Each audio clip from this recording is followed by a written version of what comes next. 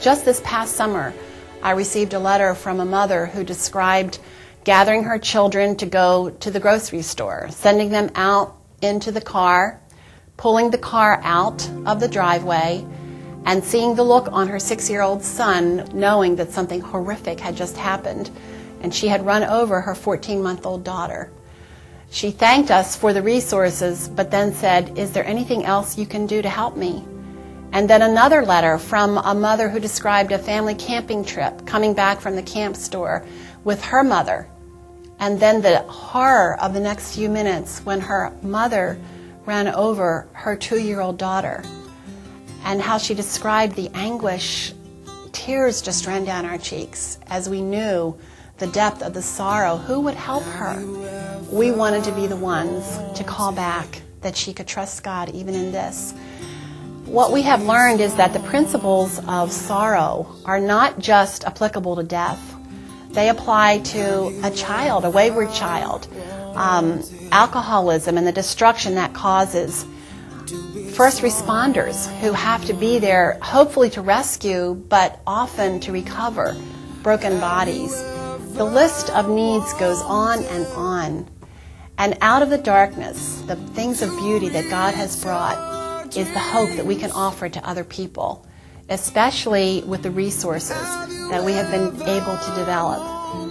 We're able to say to others, even though grief is always with us, we can say to others, you can have purpose in life.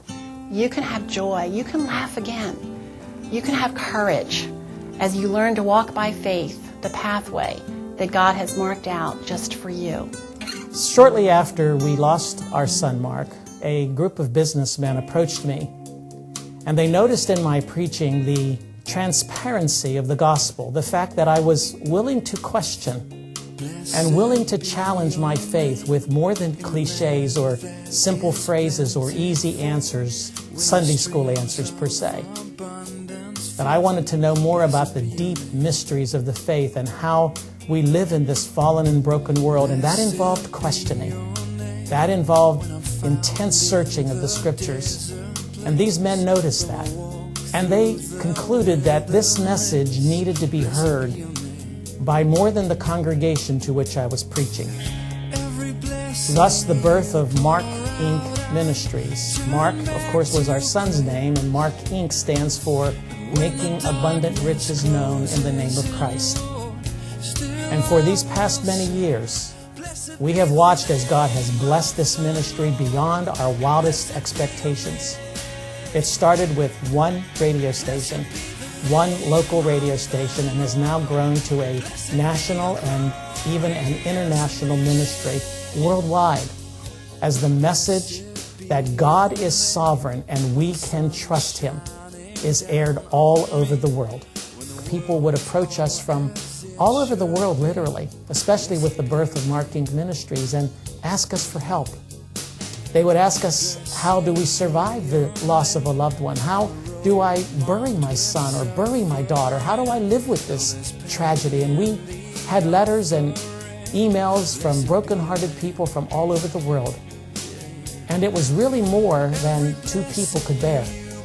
We wanted to help all of them, but we couldn't, obviously. There were just too many. But we decided to develop certain resources that would be designed specifically to help people when the lights of their world go out, when they enter into darkness. We've entitled this series of resources, Learning to See When the Lights Go Out.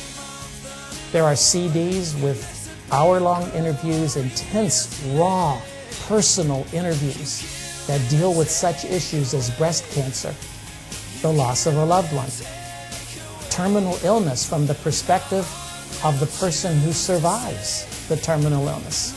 On and on I could go about the various resources God has given to us and hopefully to you. The reason for this is we're looking behind us. We're looking over our shoulder.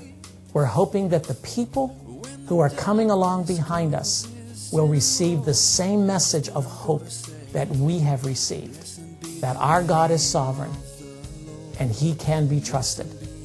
The purpose of these resources and others like them are to deal with the difficult issues of life with transparency, without cliches, and to encourage others that they can walk by faith even when darkness falls. Future topics include sexual abuse, child abuse, learning to live with long-term illness, raising special needs children, and more.